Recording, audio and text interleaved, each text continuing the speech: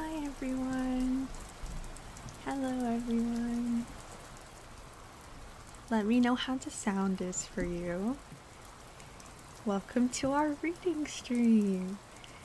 I'm very excited for this stream. You guys probably already know that because I've talked a lot about it. But yes, I'm very excited. This is a book I really like. And I'm excited for y'all to get to hear it as well. Let me know if the rain sounds need to be louder or quieter. Thank you. I worked very hard on this scene. We have our little cat in the background that looks like a baby tiger. And we have our little candles. I have this candle too. Listen to this.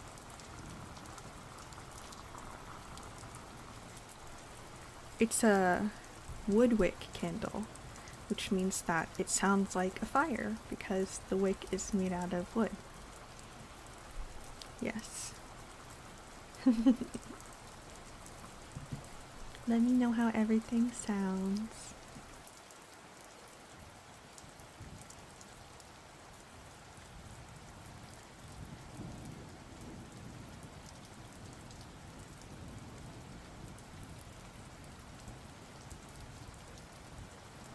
Okay, sorry. I decided I need to change my mic so that I could hear myself.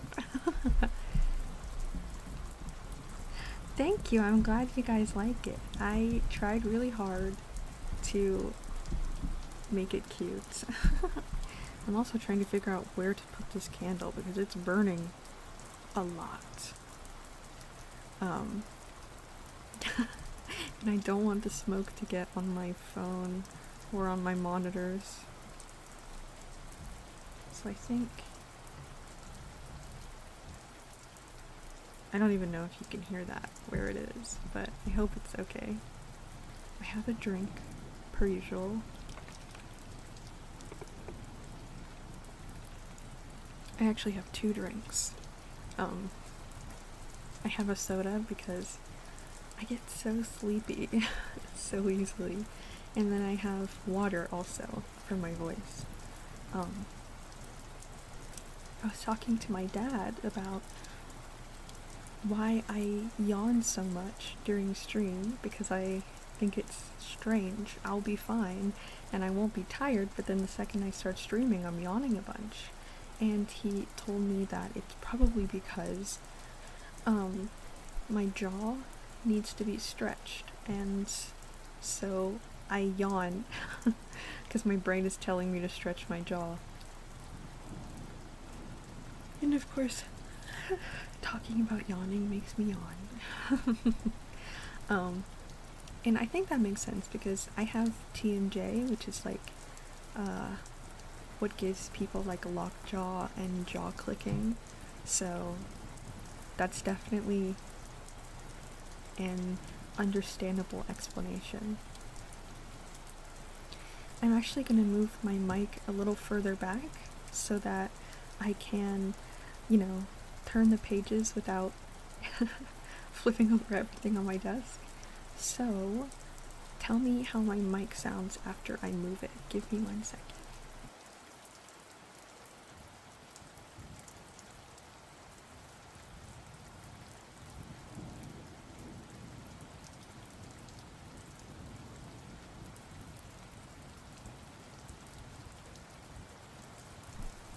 How does this sound? Should I increase the volume a little bit?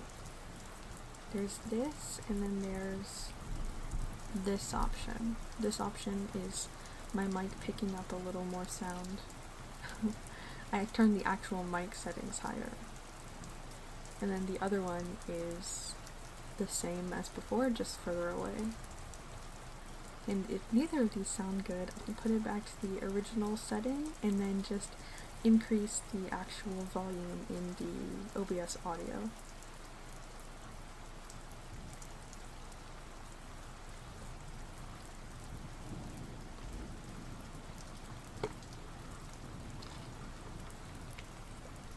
The changed one? Okay. Before we get started. So like it's fine now. Just making sure. Okay. I think I'm gonna keep it like this unless it sounds bad now. But before we get started, I wanted to read a little bit about what Carmilla is exactly. My phone was in a weird position. Okay. I'm gonna read a little bit about what Carmilla is. Before I start, Carmilla is a vampire story, and I will probably say this when I read the introduction from the book, but it is the story that inspired Dracula. So it came before Dracula, and it is considered a cult classic because it's not unpopular, but it's nowhere near as famous as Dracula. They couldn't vampire you. Just one. And I feel like once you read it, you'll be able to see a lot of similarities between Carmilla and Dracula, the series, or the books, not series. I've seen Carmilla get adapted into modern day retellings. Like there is a TV show based on Carmilla, I believe, but it takes place in modern day. I don't know if I've ever seen an adaptation where it takes place in the actual year's timeline that it takes place in, which was obviously before Dracula. The writer is Irish, but it takes place in Austria. And I just want to preface this by saying I cannot do an Austrian accent, so I will be doing a strange version of my own accent for Laura, who is the main character. Okay, so this is what the book sounds like.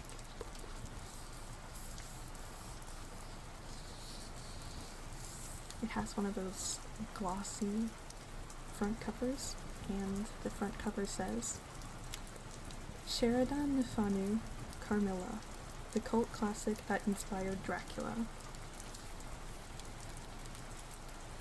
And I will read the summary before we start. In an isolated castle deep in the Austrian forest, Laura leads a solitary life with only her ailing father for company. Until one moonlit night, a horse-drawn carriage crashes into view, carrying an unexpected guest, the beautiful Carmilla. So begins a feverish friendship between Laura and her mysterious, entrancing companion. But as Carmilla becomes increasingly strange and volatile, prone to eerie nocturnal wanderings, Laura finds herself tormented by nightmares and growing weaker by the day. Predating Dracula by 26 years, Carmilla is the original vampire story, steeped in sexual tension and gothic romance. So that's the summary of what we'll start reading today. I don't think we'll finish it all today, definitely. But I think it won't take but one or two more streams to finish, I believe, because it's not a long book. Let me check at how many pages it is. It is 156 pages. I'm gonna take the cover off now. Ooh. So that I don't have to try and handle it the entire time. I can't show you guys because it has my birth name, but I have a library stamp that I stamp all of the books I love with, and so it says from the library of BB.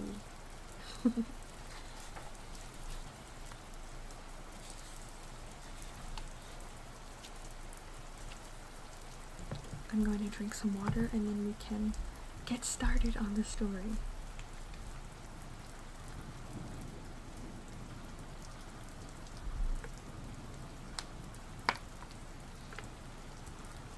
everyone make sure to stay hydrated. If you want to, get a snack. And there will be a little break in the middle for all of us to get up, stretch, use the bathroom, whatever you need to do. Okay.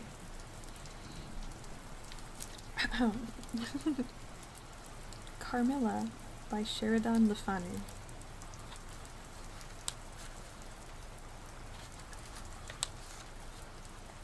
Prologue. Upon a paper attached to the narrative which follows, Dr. Hesselius has written a rather elaborate note, which he accompanies with a reference to his essay on the strange subject which the manuscript illuminates. This mysterious subject he treats, in that essay, with his usual learning and acumen, and with remarkable directness and condensation. It will form but one volume of the series of that extraordinary man's collected papers. As I publish the case in this volume, simply to interest the laity, I shall forestall the intelligent lady who relates it in nothing, and after due consideration I have determined, therefore, to abstain from presenting any precis of the learned doctor's reasoning, or extract from his statement on a subject which he describes as involving, not improbably, some of the profoundest arcana of our dual existence and its intermediates. I was anxious on discovering this paper to reopen the correspondence commenced by Dr. Hesselius so many years before, with a person so clever and careful as his informant seems to have been. Much to my regret, however, I found she had died in the interval. She, probably, could have added little to the narrative which she communicates in the following pages, with, so far as I can pronounce, such conscientious particularity. Lots of words. Okay. Chapter 1.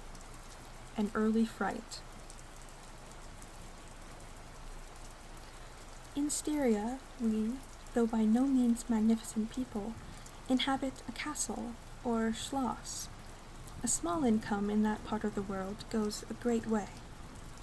800 or 900 a year does wonders. Scantily enough, ours would have been answered among wealthy people at home. My father is English, and I bear an English name, though I never saw England. But here, in this lonely and primitive place, where everything is so marvelously cheap, I really don't see how ever so much more money would at all materially add to our comforts, or even luxuries. My father was in the Austrian service, and retired upon a pension in his patrimony, and purchased this feudal residence and the small estate on which it stands, a bargain, really. Nothing can be more picturesque or solitary. It stands on a slight eminence in a forest. The road, very old and narrow, passes in front of its drawbridge, never raised in my time, and its moat, stocked with perch, and sailed over by many swans, and floating on its surface white fleets of water lilies.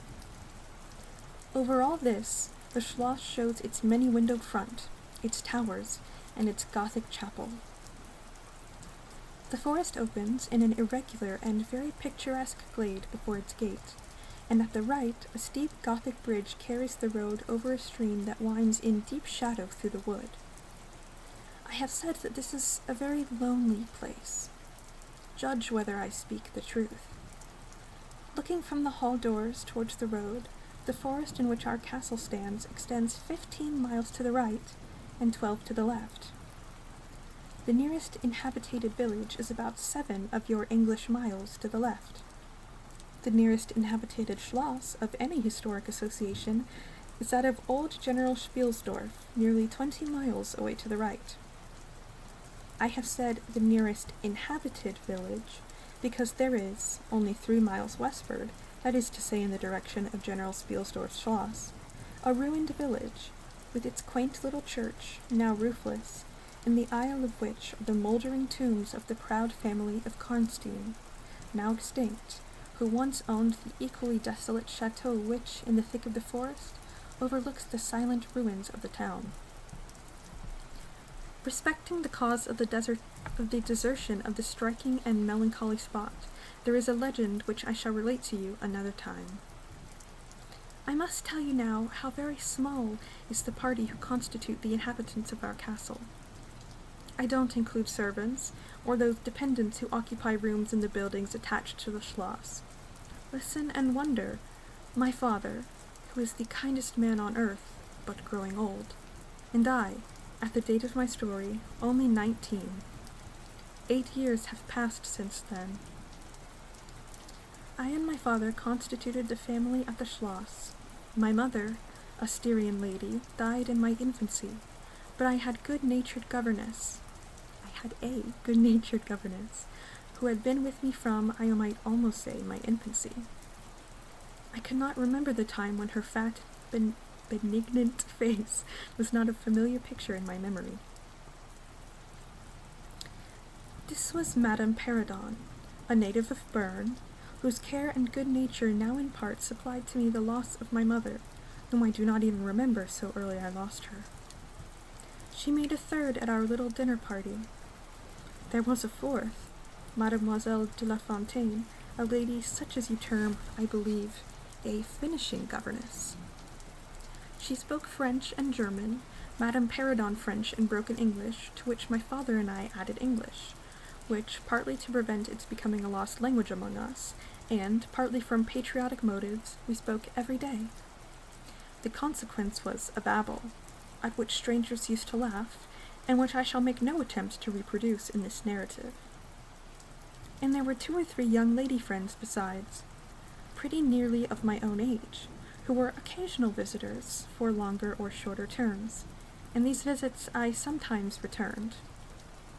These were our only regular social resources, but of course, there were chance visits from quote-unquote neighbors of only 5 or 6 leagues distance. My life was not, notwithstanding, a rather solitary one, I can assure you. My governante had just so much control over me as you might conjecture such sage persons would have in the case of a rather spoiled girl, whose only parent allowed her pretty nearly her own way in everything. The first occurrence in my existence which produced a terrible impression upon my mind, which in fact never has been effaced, was one of the very earliest incidences of my life which I can recollect. Some people will think it so trifling that it should not be recorded here. You will see, however, by and by why I mention it. The nursery, as it was called, though I had it all to myself, was a large room in the upper story of the castle with a steep oak roof. I can't have been more than 6 years old when one night I awoke, and looking around the room from my bed, failed to see the nursery maid. Neither was my nurse there, and I thought myself alone. I was not frightened, for I was one of those happy children who are studiously kept in ignorance of ghost stories, of fairy tales, and of all such lore as makes us cover up our heads when the door cracks suddenly, or the flicker of an expiring candle makes the shadow of a bedpost dance upon the wall nearer to our faces. I was vexed and insulted at finding myself, as I conceived, neglected, and I began to whimper, preparatory to a hearty bout of roaring, when, to my surprise, I saw a solemn but very pretty face looking at me from the side of the bed. It was that of a young lady who was kneeling, with her hands under the coverlet. I looked at her with a kind of pleased wonder, and ceased whimpering. She caressed me with her hands, and lay down beside me on the bed, and drew me towards her, smiling. I felt immediately delightfully soothed, and fell asleep again. I was wakened by a sensation as if 2 needles ran into my breast very deep at the same moment, and I cried loudly. The lady started back, with her eyes fixed on me, and then slipped down upon the floor, and, as I thought, hid herself under the bed. I was now for the time frightened, and I yelled with all my might and main. Nurse, nursery maid, housekeeper, all came running in, and hearing my story, they made light of it, soothing me all they could meanwhile. But, child as I was, I could perceive that their faces were pale with an unwonted look of anxiety, and I saw them look under the bed, and about the room, and peep under tables and pluck open cupboards, and the housekeeper whispered to the nurse, "Lay your hand along that hollow in the bed. Someone did lie there. So sure as you did not, the place is still warm."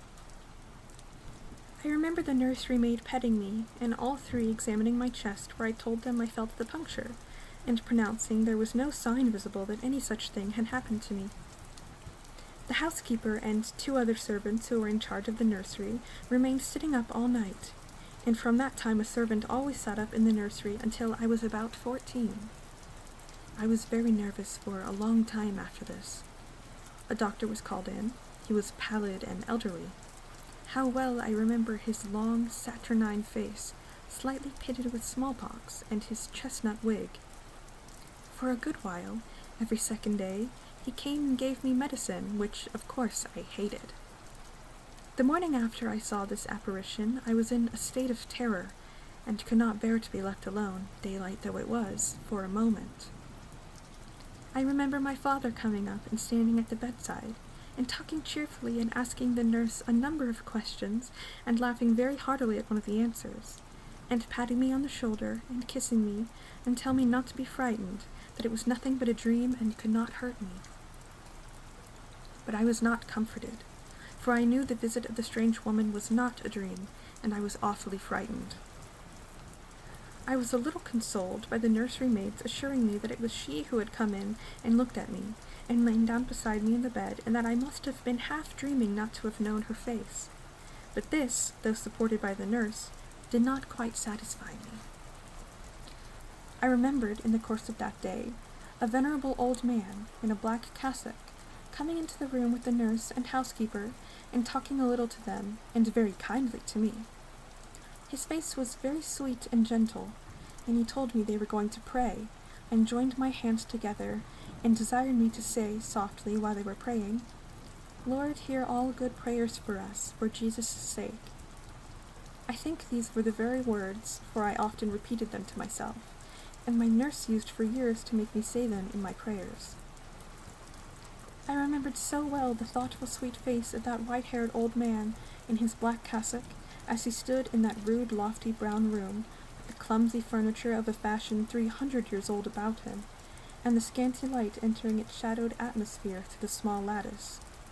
He kneeled, and the 3 women with him, and he prayed aloud with an earnest, quavering voice for what appeared to me a long time. I forgot all my life preceding that event, and for some time after it is also obscure, but the scenes I have just described stand out vivid as the isolated pictures of the phantasmagoria surrounded by darkness. Chapter 2. A Guest. I am now going to tell you something so strange that it will require all your faith in my veracity to believe my story. It is not only true, nevertheless, but truth of which I have been an eyewitness. It was a sweet summer evening, and my father asked me, as he sometimes did, to take a little ramble with him along that beautiful forest vista which I have mentioned as lying in front of the Schloss.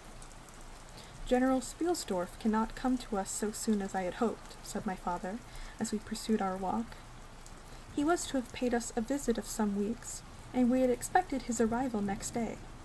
He was to have brought with him a young lady, his niece and ward, Mademoiselle Rheinfeldt, whom I had never seen, but whom I had heard described as a very charming girl, and in whose society I had promised myself many happy days. I was more disappointed than a young lady living in town, or a bustling neighborhood can possibly imagine. This visit, and the new acquaintance it promised, had furnished my daydream for many weeks. "And how soon does he come?" I asked. "Not till autumn. Not for 2 months, I dare say," he answered. "And I'm very glad now, dear, that you never knew Mademoiselle Rheinfeldt." "And why?" I asked, both mortified and curious. "Because the poor young lady is dead," he replied. "I quite forgot I had not told you, but you were not in the room when I received the General's letter this evening." I was very much shocked. General Spielsdorf had mentioned in his first letter, 6 or 7 weeks before, that she was not so well as he would wish her, but there was nothing to suggest the remotest suspicion of danger. "Here is the General's letter," he said, handing it to me. "I am afraid he is in great affliction. The letter appears to me to have been written very nearly in distraction." We sat down on a rude bench under a group of magnificent lime trees. The sun was setting with all its melancholy splendor before the sylvan horizon, and the stream that flows beside our home and passes under the steepled bridge I have mentioned wound through many a group of noble trees, almost at our feet, reflecting in its current the fading crimson of the sky. General Spielsdorf's letter was so extraordinary, so vehement, and in some places so self-contradictory, that I read it twice over, the second time aloud to my father, and was still unable to account for it, except by supposing that grief had unsettled his mind. It said, "I have lost my darling daughter, for as such I loved her. During the last days of dear Bertha's illness I was not able to write to you. Before then I had no idea of her danger. I have lost her and now learn all too late. She died in the peace of innocence, and in the glorious hope of a blessed futurity. The fiend who betrayed our infatuated hospitality has done it all. I thought I was receiving into my home innocence, gaiety, a charming companion for my lost Bertha. Heavens! What a fool have I been! I thank God my child died without a suspicion of the cause of her suffering. She is gone without so much as conjecturing the nature of her illness, and the accursed passion of the agent of all this misery. I devote my remaining days to tracking and extinguishing a monster. I am told I may hope to accomplish my righteous and merciful purpose. At present, there is scarcely a gleam of light to guide me. I curse my conceited incredulity, my despicable affection, superiority, my blindness, my obstinacy. All too late. I cannot write or talk collectedly now. I am distracted. So soon as I shall have a little recovered, I mean to devote myself for a time to enquiry, which may possibly lead me as far as Vienna. Some time in the autumn, 2 months hence, or earlier if I live, I will see you, that is, if you permit me. I will then tell you all that I scarce dare put upon paper now. Farewell. Pray for me, dear friend." In these terms ended this strange letter. Though I had never seen Bertha Reinfeldt, my eyes filled with tears at the sudden intelligence. I was startled as well as profoundly disappointed. The sun had now set, and it was twilight by the time I had returned the General's letter to my father. It was a soft, clear evening, and we loitered, speculating upon the possible meanings of the violent and incoherent sentences which I had just been reading. We had nearly a mile to walk before reaching the road that passes the Schloss in front, and by that time the moon was shining brilliantly. At the drawbridge we met Madame Perrodon and Mademoiselle de la Fontaine, who had come out, without their bonnets, to enjoy the exquisite moonlight. We heard their voices gabbling in animated dialogue as we approached. We joined them at the drawbridge, and turned about to admire with them the beautiful scene. The glade through which we had just walked lay before us. At our left the narrow road wound under clumps of lordly trees, and was lost to sight amid the thickening forest. At the right, the same road crosses the steep and picturesque bridge, near which stands a ruined tower which once guarded that pass, and beyond the bridge an abrupt eminence rises, covered with trees, and showing in the shadows some grey ivy-clustered rocks. Over the sward and low grounds a thin film of mist was stealing like smoke, marking the distances with a transparent veil, and here and there we could see the river faintly flashing in the moonlight. No softer, sweeter scene could be imagined. The news I had just heard made it melancholy, but nothing could disturb its character of profound serenity and the enchanted glory and vagueness of the prospect. My father, who enjoyed the picturesque, and I stood looking in silence over the expanse beneath us. The 2 good governesses, standing a little way behind us, discoursed upon the scene and were eloquent upon the moon. Madame Perrodon was fat, middle-aged, and romantic, and talked and sighed poetically. Mademoiselle de la Fontaine, in right of her father, who was a German, assumed to be psychological, metaphysical, and something of a mystic. Now declared that when the moon shone with a light so intense, it was well known that it indicated a special spiritual activity. The effect of the full moon in such a state of brilliancy was manifold. It acted on dreams, it acted on lunacy, it acted on nervous people, it had marvelous physical influences connected with life. Mademoiselle related that her cousin, who was mate of a merchant ship, having taken a nap on deck in such a night, lying on his back, with his full face in the light on the moon, had wakened after a dream of an old woman clawing him by the cheek, with his features horribly drawn to one side, and his countenance had never quite recovered its equilibrium. "The moon this night," she said, "is full of idyllic and magnetic influence. And see, when you look behind you at the front of the schloss, how its windows flash and twinkle with that silvery splendor, as if unseen hands had lighted up the room to receive fairy guests. There are indolent styles of the spirits in which, indisposed to talk ourselves, the talk of others is pleasant to our listless ears, and I gazed on, pleased with the tinkle of the ladies' conversation.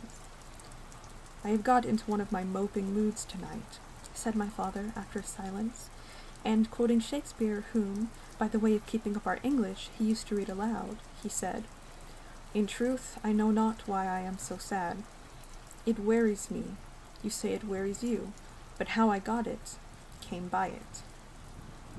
I forgot the rest, but I feel as if some great misfortune were hanging over us. I suppose the poor General's afflicted letter had something to do with it. At this moment the unwonted sound of carriage wheels and many hoofs upon the road arrested our attention. They seemed to be approaching from the high ground overlooking the bridge, and very soon the equipage emerged from that point. 2 horsemen first crossed the bridge, then came a carriage drawn by 4 horses, and 2 men rode behind. It seemed to be the traveling carriage of a person of rank, and we were all immediately absorbed in watching that very unusual spectacle. It became, in a few moments, greatly more interesting, for just as the carriage had passed the summit of the steep bridge, one of the leaders, taking fright, communicated his panic to the rest, and after a plunge or two the whole team broke into a wild gallop together, and dashing between the horsemen who rode in front, came thundering along the road towards us with the speed of a hurricane. The excitement of the scene was made more painful by the clear, long-drawn screams of a female voice from the carriage window. We all advanced in curiosity and horror, me rather in silence, the rest with various ejaculations of terror. Our suspense did not last long. Just before you reach the castle drawbridge, on the route they were coming, there stands by the roadside a magnificent lime tree, on the other side stands an ancient stone cross, at sight of which the horses, now going at a pace that was perfectly frightful, swerved so as to bring the wheel over the projecting roots of the tree. I knew what was coming. I covered my eyes, unable to see it out, and turned my head away. At the same moment I heard a cry from my lady friends who had gone on a little. Curiosity opened my eyes, and I saw a scene of utter confusion. 2 of the horses were on the ground, the carriage lay upon its side with 2 wheels in the air, the men were busy removing the traces, and a lady with a commanding air and figure had got out, and stood with clasped hands, raising the handkerchief that was in them every now and then to her eyes. Through the carriage door was now lifted a young lady, who appeared to be lifeless.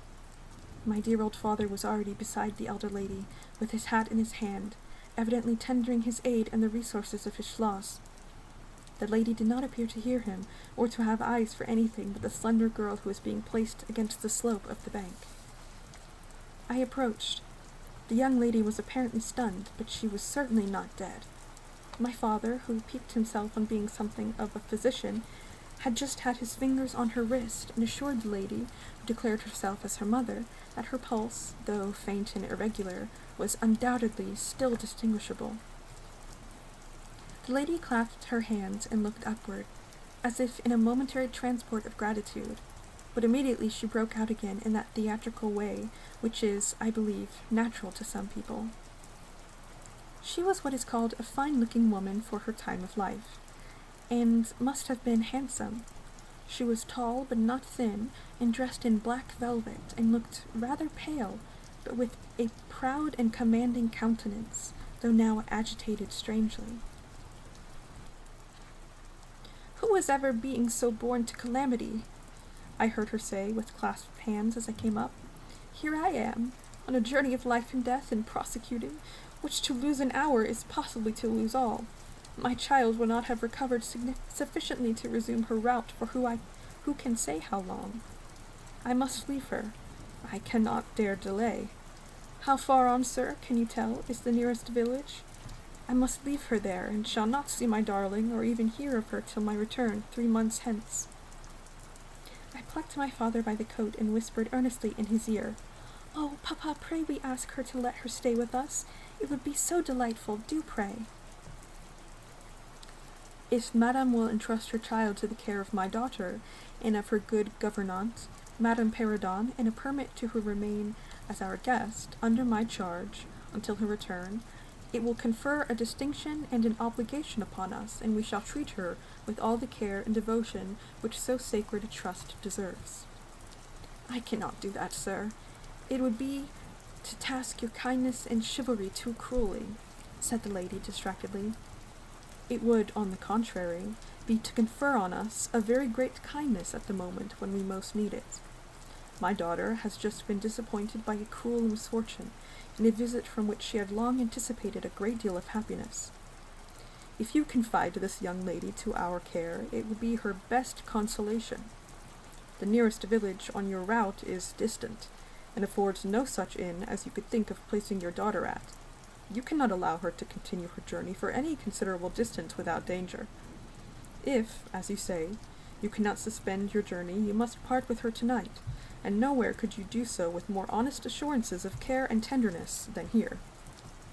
There was something in this lady's air and appearance so distinguished and even imposing, and in her manner so engaging, as to impress one, quite apart from the dignity of her equipage, with a conviction that she was a person of consequence.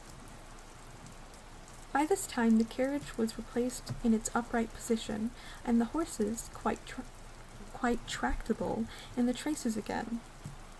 The lady threw on her daughter a glance, which I fancied was not quite so affectionate as one might have anticipated from the beginning of the scene.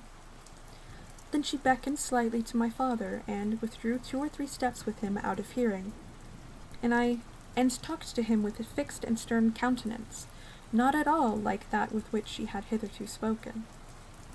I was filled with wonder that my father did not seem to perceive the change, and also unspeakably curious to learn what it could be that she was speaking, almost in his ear, with so much earnestness and rapidity. 2 or 3 minutes at most, I think she remained thus employed. Then she turned, and a few steps brought to her where her daughter lay, supported by Madame Perrodon. She kneeled beside me for a moment and whispered, as Madame supposed, a little benediction in her ear, then hastily kissing her, she stepped into her carriage. The door was closed, the footmen in stately liveries jumped on the behind, and outriders spurred on.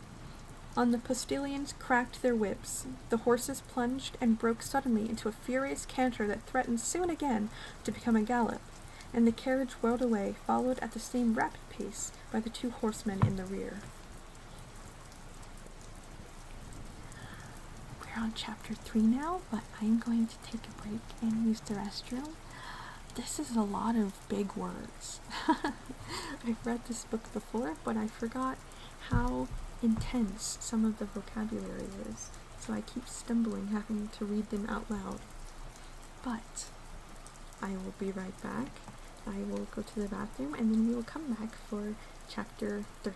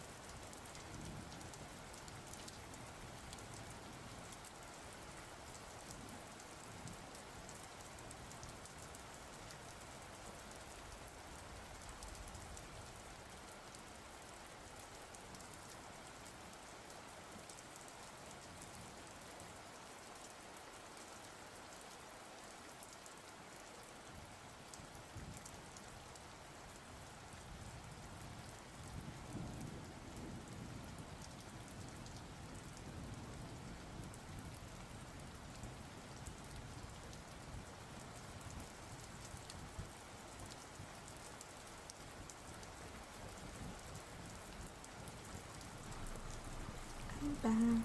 Hi.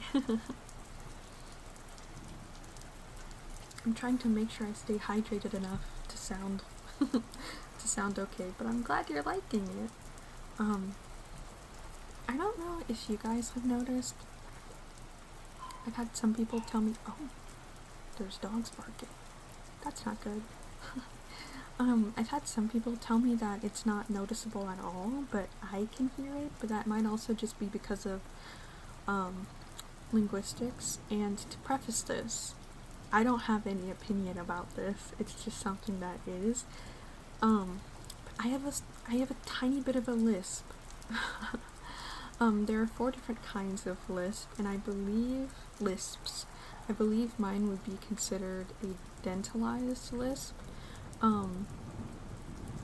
So my S's and Z's don't sound like a TH, but they sound kind of muddled sometimes. They can sound, saying something sounds wetter when you're speaking. Isn't a good description, but it's kind of what it is. But the only reason I bring this up is because I get tongue-tied more easily because of that. Especially if I notice it happening in myself, then I get worried about the next sentence. And like I said, I don't really mind. Like, it's just something that is. I think I probably notice it more than anyone else because I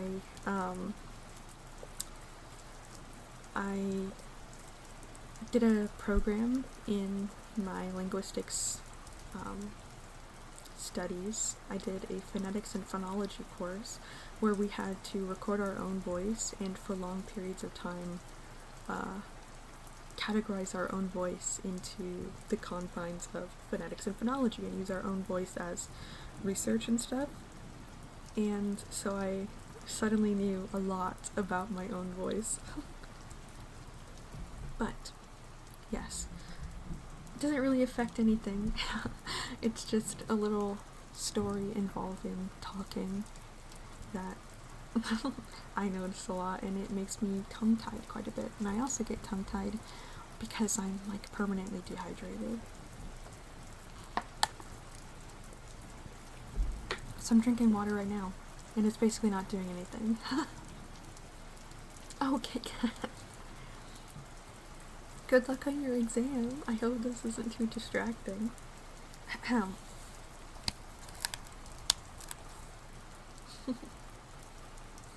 This is chapter 3. We compare notes. We followed the cortege with our eyes until it was swiftly lost to sight in the misty wood, and the very sound of the hoofs and the wheels died away in the silent night air.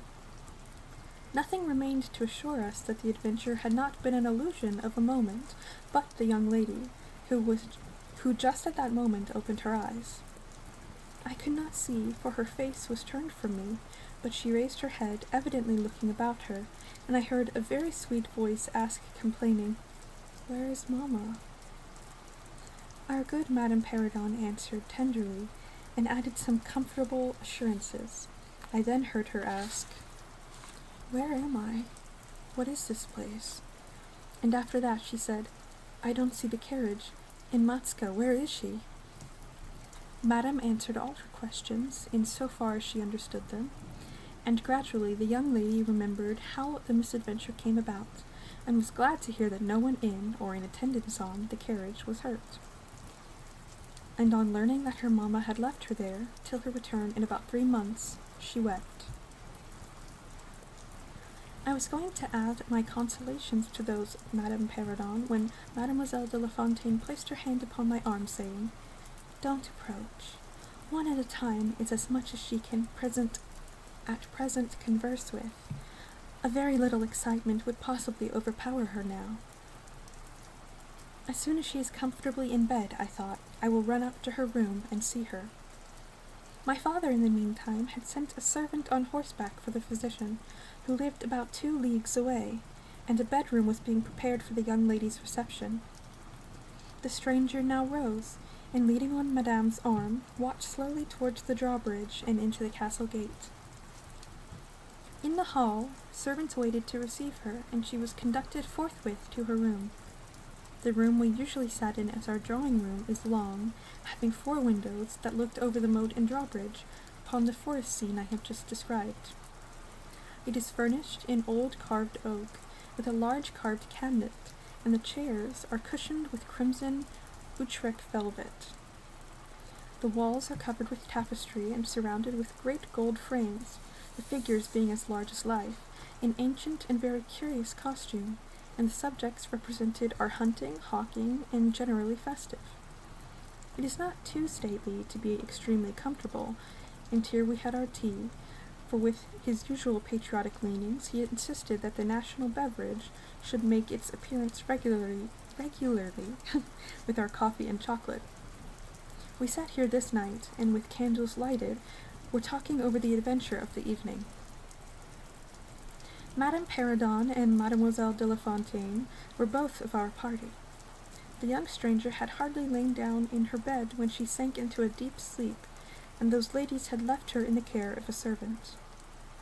"How do you like our guest?" I asked, as soon as Madame entered. "Tell me about her."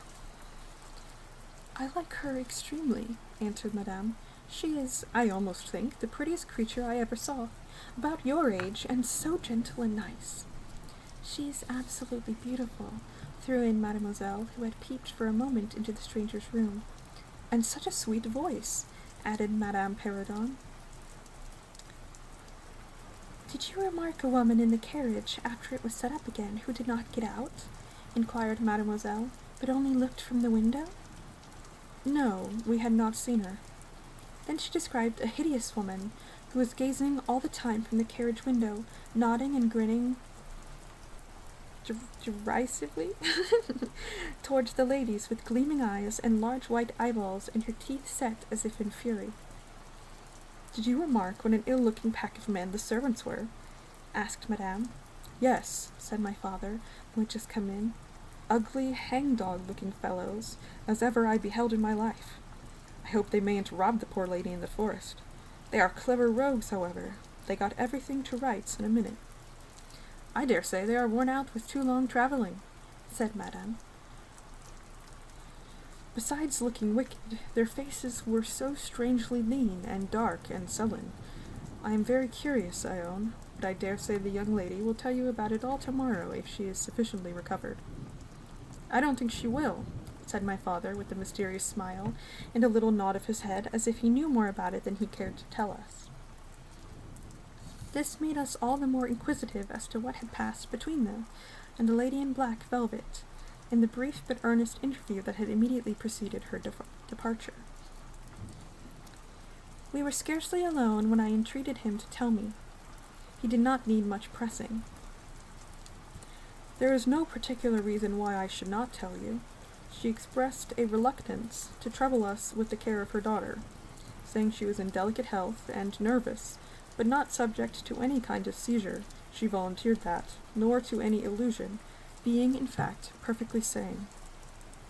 "How very odd to say all that," I interpolated. "It was so unnecessary." "At all events it was said," he laughed, "and as you wished to know all that passed, which was indeed very little, I tell you, she then said, 'I am making a long journey of vital importance,' she emphasized the word, 'rapid and secret. I shall return for my child in 3 months. In the meantime she will be silent as to who we are, whence we come, and whither we are travelling.' That is all she said. She spoke very pure French. When she said the word secret, she paused for a few seconds, looking sternly, her eyes fixed on mine. I fancy she makes a great point of that. You saw how quickly she was gone. I hope I have not done a very foolish thing in taking charge of the young lady." For my part, I was delighted. I was longing to see and talk to her, and only waiting till the doctor should give me leave. You, who live in towns, can have no idea how great an event the introduction of a new friend is, in such a solitude as surrounded us. The doctor did not arrive till nearly 1 o'clock, but I could no more have gone to my bed and slept than I could have overtaken, on foot, the carriage in which the princess in black velvet had driven away.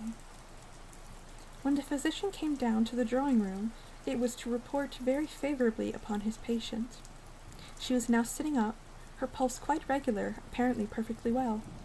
She had sustained no injury, and the little shock to her nerves had passed away quite harmlessly.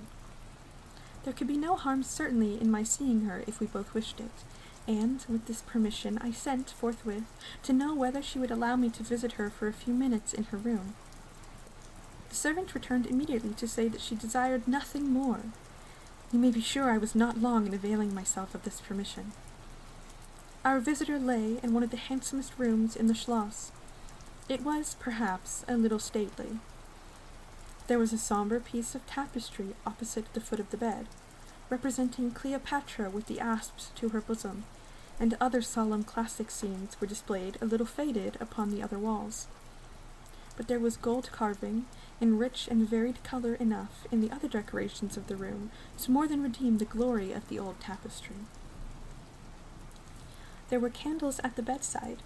She was sitting up, her slender, pretty figure enveloped in the soft silk dressing-gown, embroidered with flowers, and lined with thick quilted silk, which her mother had thrown over her feet as she lay upon the ground. What was it that, as I reached the bedside and had just begun my little greeting, struck me dumb in a moment, and made me recoil a step or two from before her? I will tell you. I saw the very face which had visited me in my childhood at night, which remained so fixed in my memory, and on which I had for so many years so often ruminated with horror, when no one suspected of what I was thinking. It was pretty, even beautiful, and when I first beheld it wore the same melancholy expression. But this almost instantly lighted into a strange fixed smile of recognition. There was a silence of fully a minute, and then at length she spoke.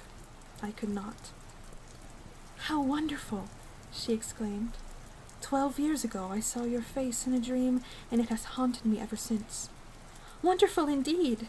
I repeated, overcoming with an effort the horror that had for a time suspended my utterances. 12 years ago, in vision or reality, I certainly saw you. I could not forget your face. It has remained before my eyes ever since."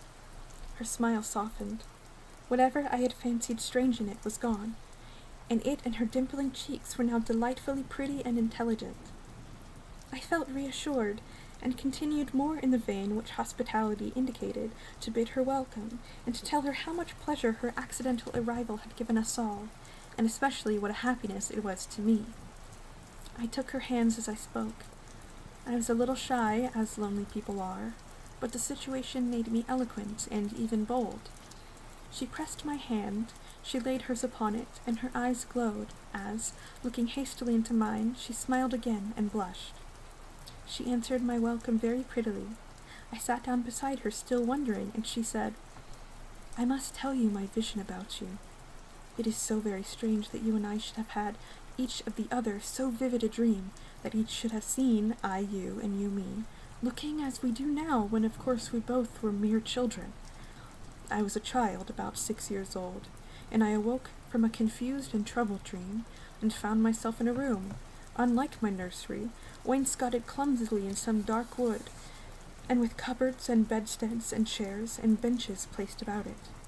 The beds were, I thought, all empty, and the room itself without anyone but myself in it, and I, after looking about me for some time, and admiring especially an iron candlestick with 2 branches, which I should certainly know again, which I should certainly, oh my goodness, know again, crept under one of the beds to reach the window, but as I got from under the bed I heard someone crying, and looking up, while I was still upon my knees, I saw you, most assuredly you, as I see you now.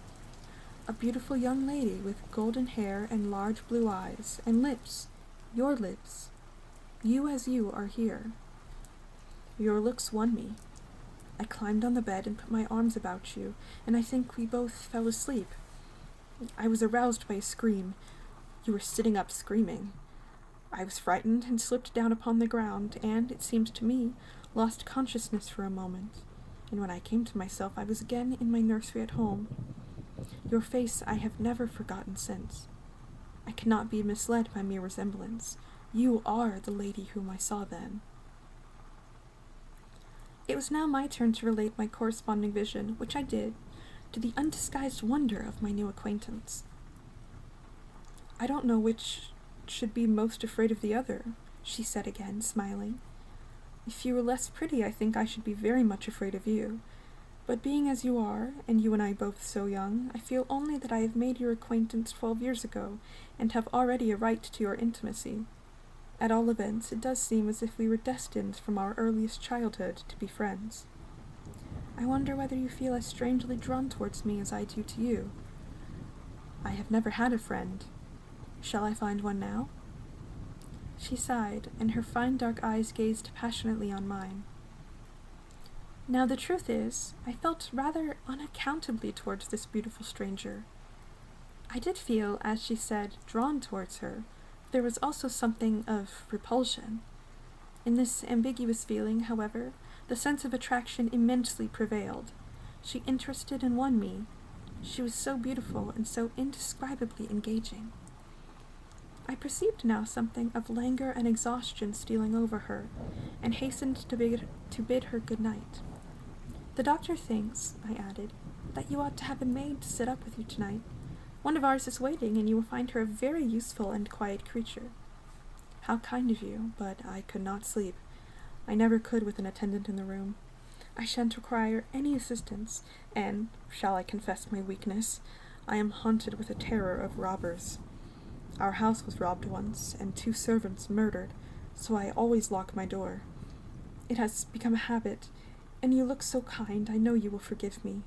I see there is a key in the lock." She held me close in her pretty arms for a moment and whispered in my ear, "Good night, darling. It is very hard to part with you, but good night. Tomorrow, but not early, I shall see you again." She sank back on the pillow with a sigh, and her fine eyes followed me with a fond and melancholy gaze, and she murmured again, "Good night, dear friend." Young people like, and even love, on impulse. I was flattered by the evident, though as yet undeserved, fondness she showed me. I liked the confidence with which she at once received me. She was determined that we should be very near friends. Next day came, and we met again. I was delighted with my companion, that is to say, in many respects. Her looks lost nothing in daylight. She was certainly the most beautiful creature I had ever seen, and the unpleasant remembrance of the face presented in my early dream had lost the effect of the first unexpected recognition. She confessed that she had experienced a similar shock on seeing me, and precisely the same faint antipathy that had mingled with my admiration of her. We now laughed together over our momentary horrors. Water break.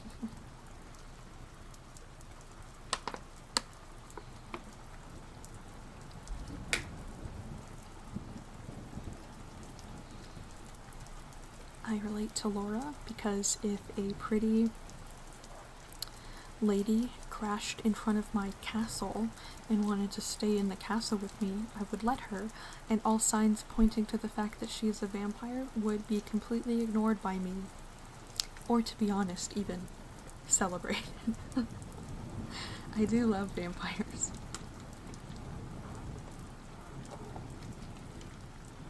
Okay. I understand why this book has the reputation it does now. Yeah, a lot of people believe that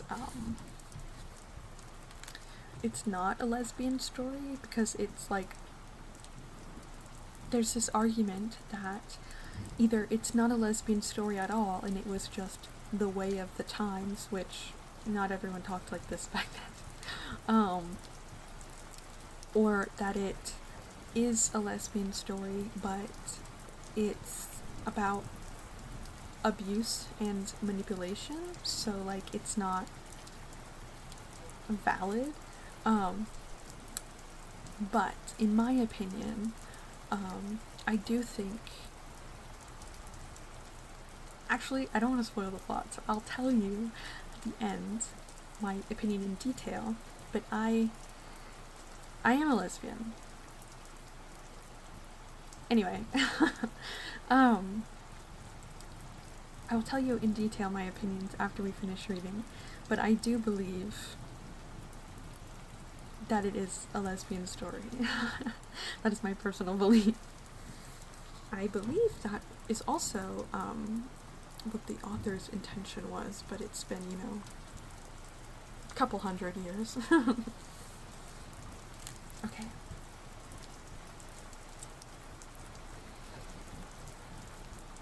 Okay, yes. Me too. Chapter 4. Her Habits, a Saunter. I told you that I was charmed with her in most particulars. There were some that did not please me so well. She was above the middle height of women. I shall begin describing her. She was slender and wonderfully graceful, except that her movements were languid, very languid. Indeed, there was nothing in her appearance to indicate an invalid. Her complexion was rich and brilliant. Her features were small and beautifully formed. Her eyes large, dark, and lustrous. Her hair was quite wonderful. I never saw hair so magnificently thick and long when it was down about her shoulders. I have often placed my hands under it and laughed with wonder at its weight. It was exquisitely fine and soft, and in color a very rich dark brown, with something of gold. I loved to let it down, tumbling with its own weight, as, in her room, she lay back in her chair talking in her sweet low voice. I used to fold and braid it, and spread it out and play with it. Heavens! If I had all but known! I said there were particulars which did not please me. I have told you that her confidence won me the first night I saw her, but I found that she exercised with respect to herself, her mother, her history, everything in fact connected with her life, plans, and people, an ever wakeful reserve. I dare say I was unreasonable. Perhaps I was wrong. I dare say I ought to have respected the solemn injunction laid upon my father by the stately lady in black velvet, but curiosity is a restless and unscrumptious passion, and no one girl can endure with patience that hers should be baffled by another. What harm could it do to anyone to tell me what I so ardently desired to know? Had she no trust in my good sense or honor? Why would she not believe me when I assured her so solemnly that I would not divulge one syllable of what she told me to any mortal breathing? There was a coldness, it seemed to me, beyond her years, in her smiling melancholy, persistent refusal to afford me the least ray of light. I cannot say we quarrelled upon this point, for she would not quarrel upon any. It was, of course, very unfair of me to press her, very ill-bred, but I really could not help it, and I might just as well have let it alone. What she did tell me amounted, in my what does this say? Unconscionable estimation, to nothing. It was all summed up in 3 very vague disclosures. First, her name was Carmilla. Second, her family was very ancient and noble. Third, her home lay in the direction of the west. She would not tell me the name of her family, nor their armorial bearings, nor the name of their estate, nor even that of the country they lived in. You were not to suppose that I worried her incessantly on these subjects. I watched opportunity, and rather insinuated than urged my inquiries. Once or twice, indeed, I did attack her more directly, but no matter what my tactics, utter failure was invariably the result. Reproaches and caresses were all lost upon her, but I must add this, that her evasion was conducted with so pretty a melancholy and deprecation, with so many and even passionate declarations of her liking for me and trust in my honor, and with so many promises that I should at last know all, that I could not find it in my heart long to be offended with her.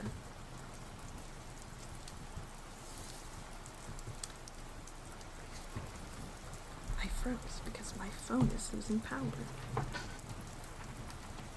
A momentary pause while I plug my phone in because I forgot.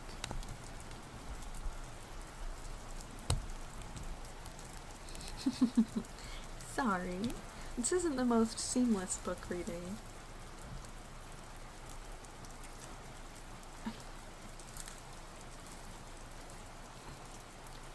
She used to place her pretty arms around my neck, draw me to her, and, laying her cheek to mine, murmur with her lips near my ear, "Dearest, your little heart is wounded. Think me not cruel because I obey the irresistible law of my strength and weakness. If your dear heart is wounded, my wild heart pleads with yours. In the rapture of my enormous humiliation, I live in your warmth, and you shall die, sweetly die, into mine. I cannot help it. As I draw near to you, you, in your turn, will draw near to others, and learn the rapture of that cruelty, which yet is love. So, for a while, seek to know no more of me and mine, but trust me with all your loving spirit." And when she had spoken such a rhapsody, she would press me more closely in her trembling embrace, and her lips in soft kisses gently glow upon my cheek. Her agitations and her language were unintelligible to me. From these foolish embraces, which were not of very frequent occurrence, I must allow, I used to wish to extricate myself, but my energies seemed to fail me. Her murmured words sounded like a lullaby in my ear, and soothed my resistance into a trance, from which I only seemed to recover myself when she withdrew her arms. In these mysterious moods, I did not like her. I experienced a strange, tumultuous excitement that was pleasurable, ever and anon, mingled with a vague sense of fear and disgust. I had no distinct thoughts about her while such senses lasted, but I was conscious of a love growing into adoration, and also of abhorrence. This I know is a paradox, but I can make no other attempt to explain the feeling. I now write, after an interval of more than 10 years, with a trembling hand, with a confused and horrible recollection of certain occurrences and situations, in the ordeal through which I was unconsciously passing, though with a vivid and very sharp remembrance of the main current of my story. But, I suspect, in all lives there are certain emotional scenes, those in which our passions have been most wildly and terribly roused, that are of all others the most vaguely and dimly remembered.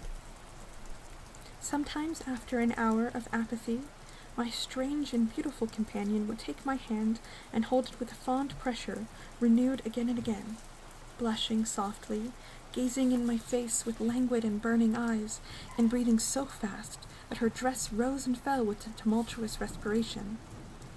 It was like the ardor of a lover. It embarrassed me. It was hateful and yet overpowering, and with gloating eyes she drew me to her, and her hot lips traveled along my cheek in kisses, and she would whisper, almost in sobs, "You are mine.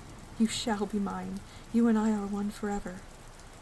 Then she had thrown herself back in her chair, with her small hands over her eyes, leaving me trembling. "Are we related?" I used to ask. "What can you mean by all of this? I remind you perhaps of someone whom you love, but you must not. I hate it. I don't know you. I don't know myself when you look so and talk so." She used to sigh at my vehemence, then turn away and drop my hand. Respecting these very extraordinary manifestations, I strove in vain to form any satisfactory theory. I could not refer them to affection or trick. It was unmistakably the momentary breaking out of suppressed instinct and emotion. Was she, notwithstanding her mother's volunteered denial, subject to brief visitations of insanity, or was there here a disguise and a romance? I had read in old storybooks of such things.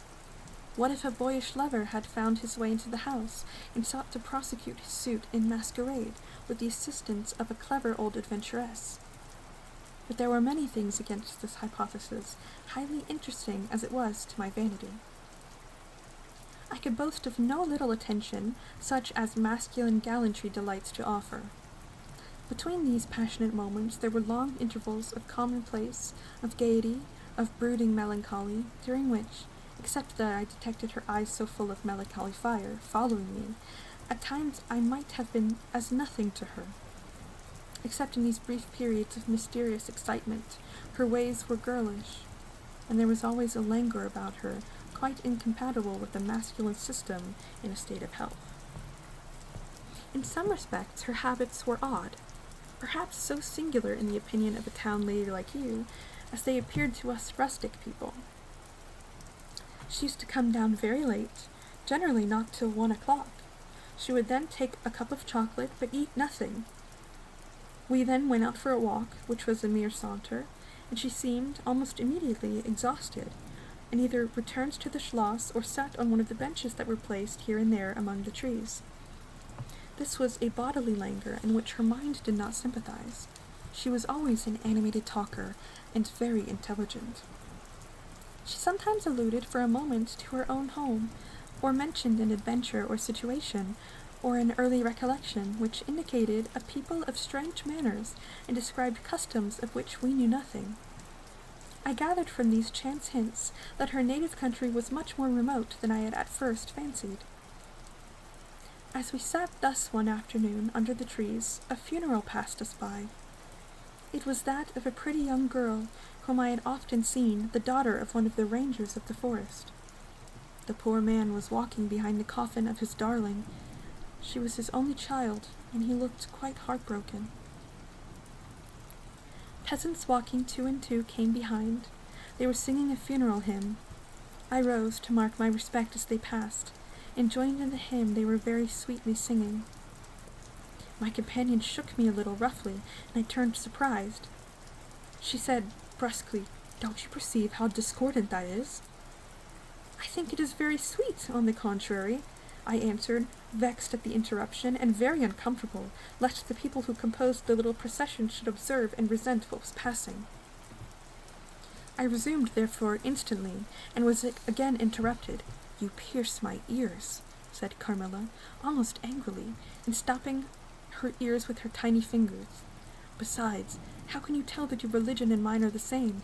Your forms wound me, and I hate funerals. What a fuss! Why, you must die. Everyone must die, and are all happier when they do. Come home." My father has gone on with the clergyman to the churchyard. I thought you knew she was to be buried today. She? I don't trouble my head about peasants. I don't know who she is, answered Carmilla with a flash from her fine eyes. She is the poor girl who fancied she saw a ghost a fortnight ago, and has been dying ever since, till yesterday when she expired. Tell me nothing about ghosts. I shan't sleep tonight if you do. I hope there is no plague or fever coming. All this looks very like it, I continued. The swineherd's young wife died only a week ago, and she thought something seized her by the throat as she lay in her bed and nearly strangled her. Papa said such horrible fancies do accompany some forms of fever. She was quite well the day before. She sank afterwards and died before a week. Well, her funeral is over, I hope, and her hymn sung, and our ears shan't be tortured with that discord and jargon. It has made me nervous. Sit down here, beside me. Sit close, hold my hand, press it hard, harder. We had moved a little back and had come to another seat. She sat down. Her face underwent a change that alarmed and even terrified me for a moment. It darkened and became horribly livid. Her teeth and hands were clenched, and she frowned and compressed her lips while she stared down upon the ground at her feet, and trembled all over with a continued shudder as irrepressible as ague. I don't know what that means. All her energies seemed strained to suppress a fit, with which she was then breathlessly tugging, and at length a low convulsive cry of suffering broke from her, and gradually the hysteria subsided. "There! That comes of strangling people with hymns," she said at last. Hold me still. It is passing away." And so gradually it did, and perhaps to dissipate the sombre impression which the spectacle had left upon me, she became unusually animated and chatty, and so we got home. This is the first time I had seen her exhibit any definable symptoms of that delicacy of health which her mother had spoken of. It was the first time, also, I had seen her exhibit anything like temper. Both passed away like a summer cloud, and never but once afterward did I witness on her part a momentary sign of anger. I will tell you how it happened. She and I were looking out of one of the long drawing-room windows when there encountered the courtyard over a drawbridge a figure of a wanderer whom I knew very well. He used to visit the Schloss generally twice a year. It was the figure of a hunchback, with the sharp, lean features that generally accompany deformity. He wore a pointed black beard, and was smiling from ear to ear, showing his white fangs. He was dressed in buff, black, and scarlet, and crossed with more straps and belts than I could count, from which hung all manner of things. Behind he carried a magic lantern and 2 boxes, which I well knew, in one of which was a salamander, and in the other a mandrake. These monsters used to make my father laugh. They were compounded of parts of monkeys, parrots, squirrels, fish, and hedgehogs, dried and stitched together with great neatness and startling effect. He had a fiddle, a box of conjuring apparatus, a pair of foils, and masks attached to his belt, several other mysterious cases dangling about him, and a black staff with copper ferrules in his hand. His companion was a rough, spare dog that followed at his heels, but stopped short suspiciously at the drawbridge, and in a little while began to howl dismally. In the meantime, the mountebank, standing in the midst of the courtyard, raised his grotesque hat, and made us a very ceremonious bow, paying his compliments very volubly in execrable French and German not much better. Then, disengaging his fiddle, he began to scrape a lively air to which he sung with a merry discord, dancing with ludicrous airs and activity that made me laugh in spite of the dog's howling. I need some water. Give me a second.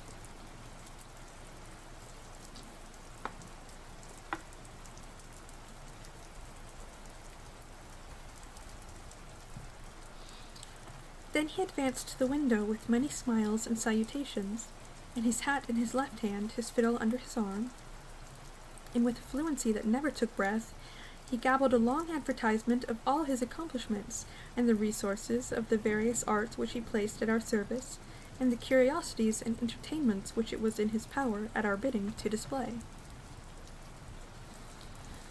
Will your ladyship be pleased to buy an amulet against the opire which is going like the wolf, I hear, through these woods? He said, dropping his hat on the pavement. They are dying of it right and left, and here is a charm that never fails, only pinned to the pillow, and you may laugh in his face. These charms consisted of oblong slips of vellum with cabalistic ciphers and diagrams on them. Carmilla instantly purchased one, and so did I. He was looking up, and we were smiling down upon him, amused. At least I can answer for myself. His piercing black eye, as he looked up in our faces, seemed to detect something that fixed for a moment his curiosity. In an instant he unrolled a leather case full of all manner of odd little steel instruments. "See here, my lady," he said, displaying it and addressing me. "I profess, among other things less useful, the art of dentistry. Plague take the dog," he interpolated. "Silence, beast! He howls so that your Oh, it's still him talking. Silence, beast! He howls so that your ladyships can scarcely hear a word. Your noble friend, the young lady at your right, has the sharpest tooth, long, thin, pointed like an awl, like a needle. Ha ha! With my sharp and long sight, as I look up, I have seen it distinctly. Now, if it happens to hurt the young lady, I think it must. Here am I. Here are my file, my punch, my nippers. I will make it round and blunt, if her ladyship pleases. No longer the tooth of a fish, but of a beautiful young lady as she is. Hey? Is the young lady displeased? Have I been too bold? Have I offended her?" The young lady, indeed, looked very angry as she drew back from the window. "How dares that mountebank insult us so? Where is your father? I shall demand redress from him. My father would have had the wretch tied to the pump and flogged with a cart whip and burnt to the bones with the cattle brand." She retired from the window a step or two, and sat down, and had hardly lost sight of the offender when her wraith subsided as suddenly as it had risen, and she gradually recovered her usual tone, and seemed to forget the little hunchback and his follies. My father was out of spirits that evening. On coming in, he told us there had been another case very similar to the 2 fatal ones which had lately occurred. The sister of a young peasant on his estate, only a mile away, was very ill, had been, as she described it, attacked very nearly in the same way and was now slowly but steadily sinking. All this, said my father, is strictly referable to natural causes. These poor people infect one another with their superstitions, and so repeat in imagination the images of terror that have infested their neighbors. But that very circumstance frightens one horribly, said Carmilla. How so? Inquired my father. I am so afraid of fancying I see such things. I think it would be as bad as reality.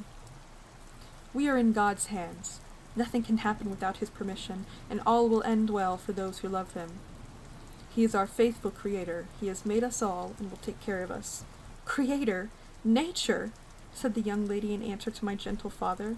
And this disease that invades the country is natural. Nature. All things proceed from nature, don't they? All things in the heaven, in the earth, and under the earth act and live as natural ordains. I think so.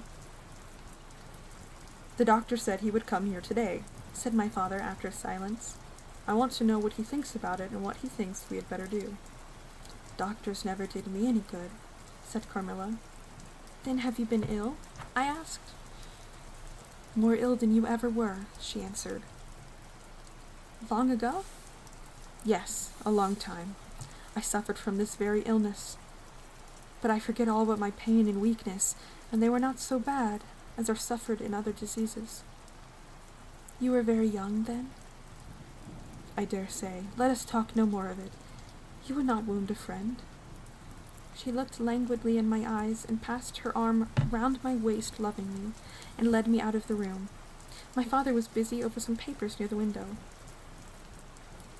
Why does your papa like to frighten us? Said the pretty girl with a sigh and a little shudder. He doesn't, dear Carmilla. It is the very furthest thing from his mind. Are you afraid, dearest? I should be very much if I fancied there was any real danger of my being attacked as those poor people were. You are afraid to die? Yes, everyone is. But to die as lovers may, to die together so that they may live together. Girls are caterpillars while they live in the world, to finally be butterflies when the summer comes. But in the meantime they are grubs and larvae, don't you see?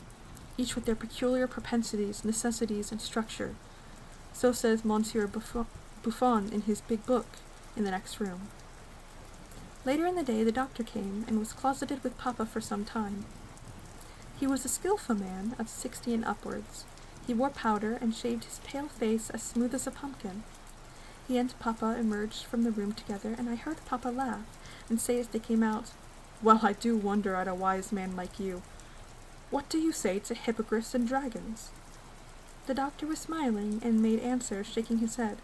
Nevertheless, life and death are mysterious states, and we know little of the resources of either. And so they walked on, and I heard no one. I did not then know what the doctor had been broaching, but I think I guess it now.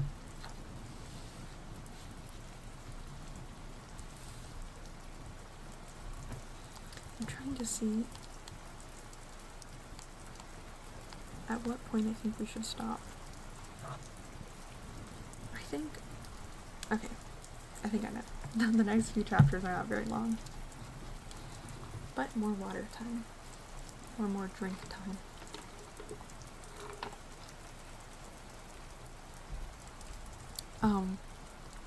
I don't know if any of you ever had to do this, but when I was doing language classes, we would have speaking tests, like oral exams, and I would always get so nervous for them, even if I knew what I was doing. And this feels a little bit like an oral exam, because I get so nervous talking.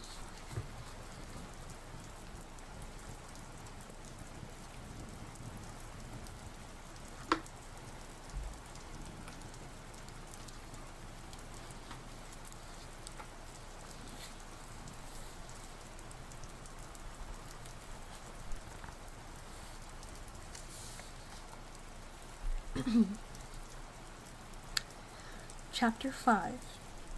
A Wonderful Likeness. This evening there arrived from Gratz the grave, a dark-faced son of the picturesque cleaner, with a horse and cart laden with 2 large packing cases having many pictures in each.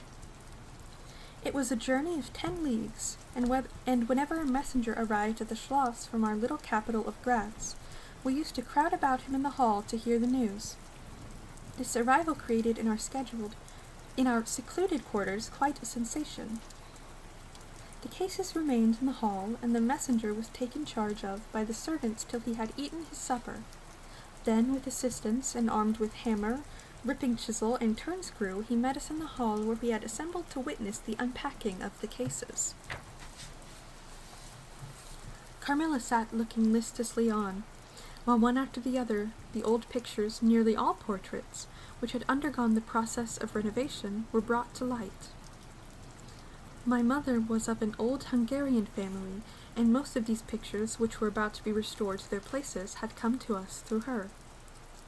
My father had a list in his hand, from which he read as the artist rummaged out the corresponding numbers. I don't know that the pictures were very good, but they were undoubtedly very old, and some of them very curious also.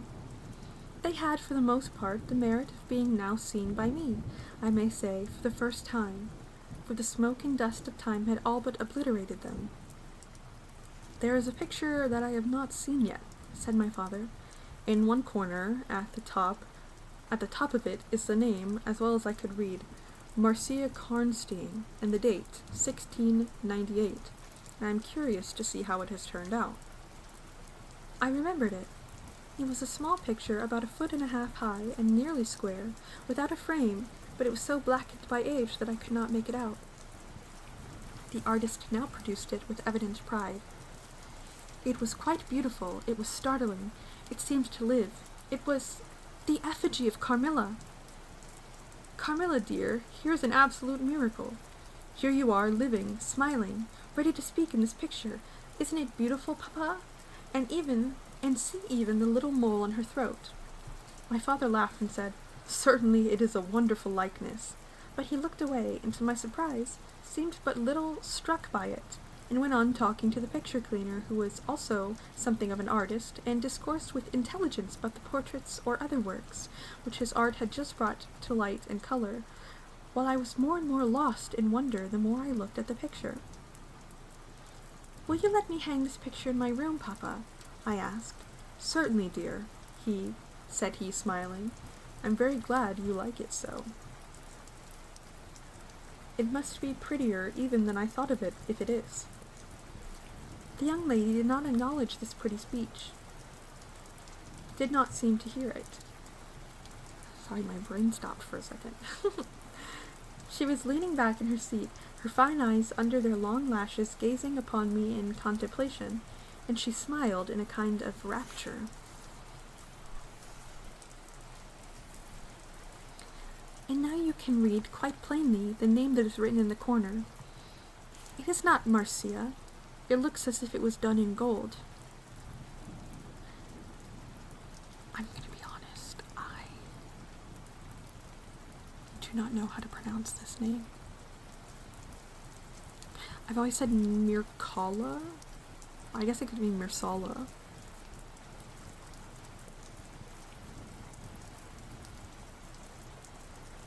Now I want to look it up before we can continue. I will restart that paragraph. It's spelled, hold on, I'll put it in chat.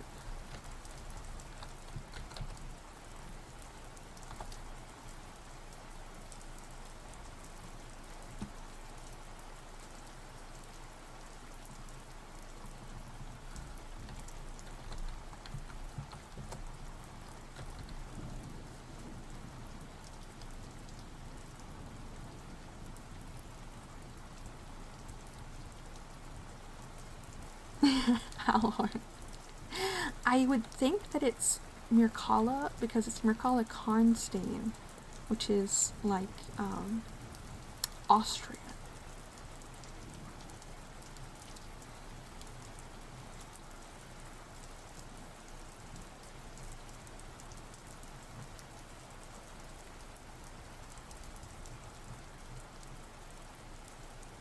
I'm just going to say Mircalla because they're in Austria. That's probably how Laura would say it anyway. I'm sorry you came in at the worst time possible, Halhan.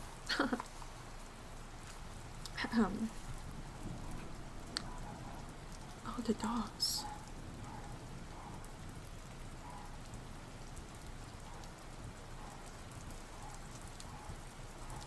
Yeah, that's what I was thinking. Because, oh my gosh, the dogs in my house are so loud. It's ruining the vibe. Even if I know I don't want you guys to hear it, they're being so loud. When I read it the first time, I said Mircalla because it reminds me linguistically of something that I have to wait until after the book is done for me to tell you, but I will.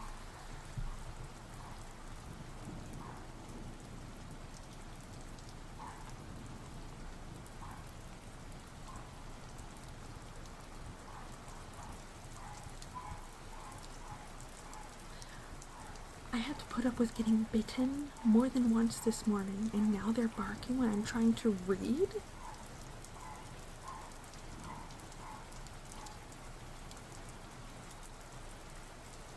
Frustrating.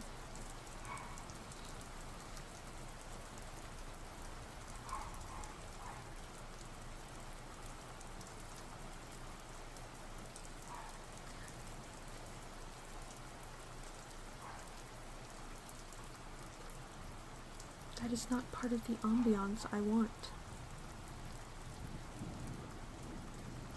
Yeah, one of the puppies bit me this morning harder than I expected her to, and it left some marks across my knuckles. My dogs are super loud all the time, so I understand. My puppies can be loud. My little girl puppy rarely barks. She only barks if she's like scared, and she growls when she's playing. She does this. Okay, that's what I say, Werehawk. I say Mircalla. Okay, so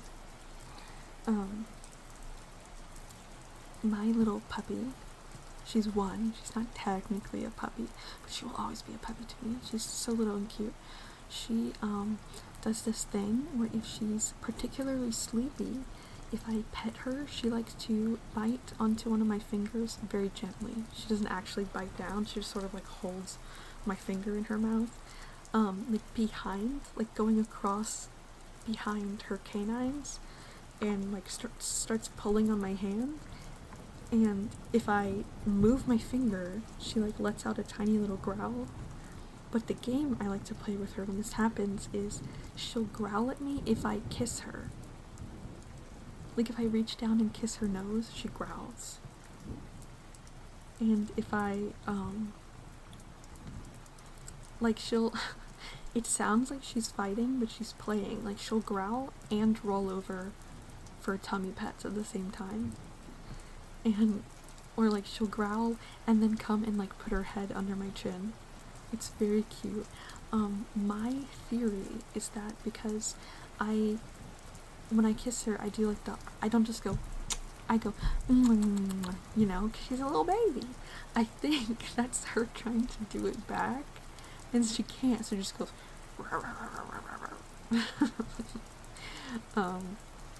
but it's funny to me that she growls when she's really sleepy and wants affection.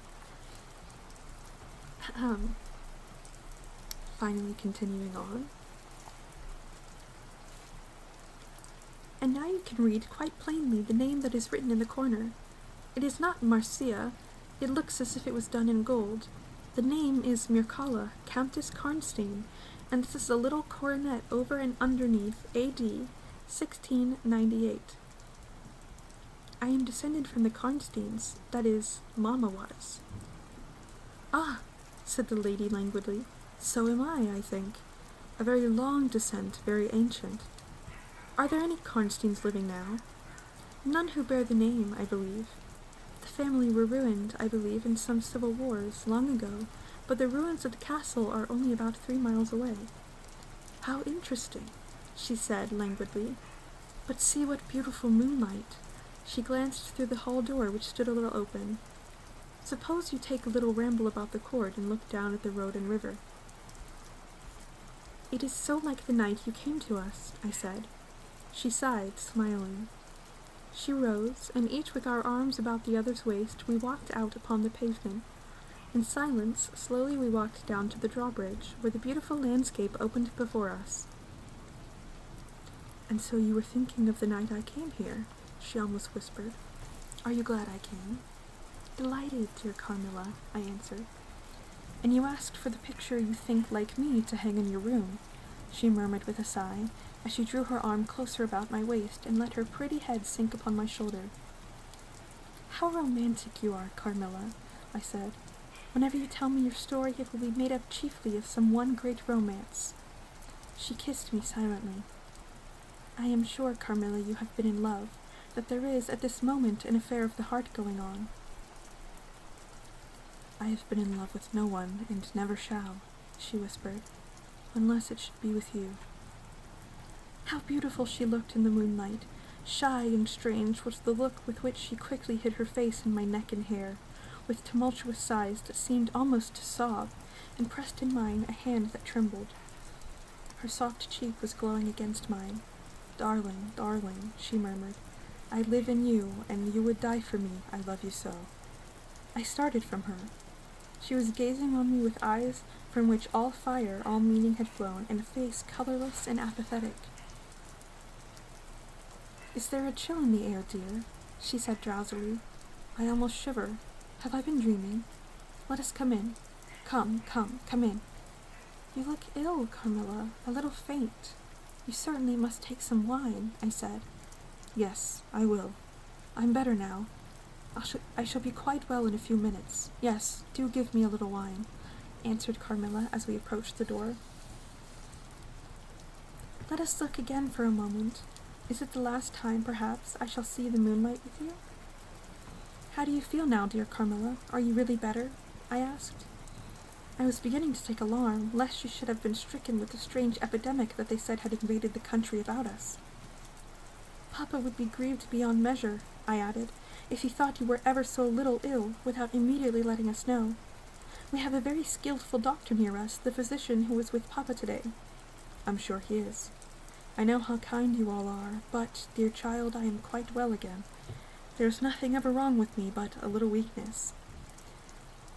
People say I am languid. I am incapable of exertion. I can scarcely walk as far as a child of 3 years old, and every now and then the little strength I have falters, and I become as you have just seen me. But after all, I am very easily set up again. In a moment, I am perfectly myself. See how I have recovered. So indeed she had, and she and I talked a great deal, and very animated she was, and the remainder of that evening passed without any recurrence of what I called her infatuations. I mean her crazy talk and looks, which embarrassed and even frightened me. But there occurred that night an event which gave my thoughts quite a new turn, and seemed to startle even Carmilla's languid nature into momentary energy.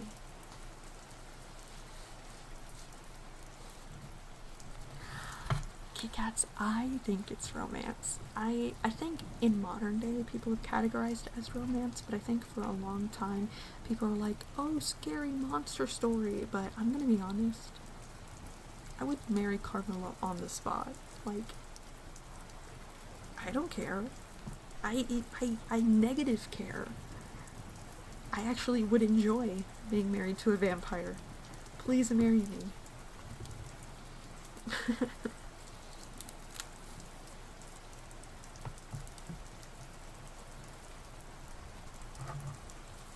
Okay.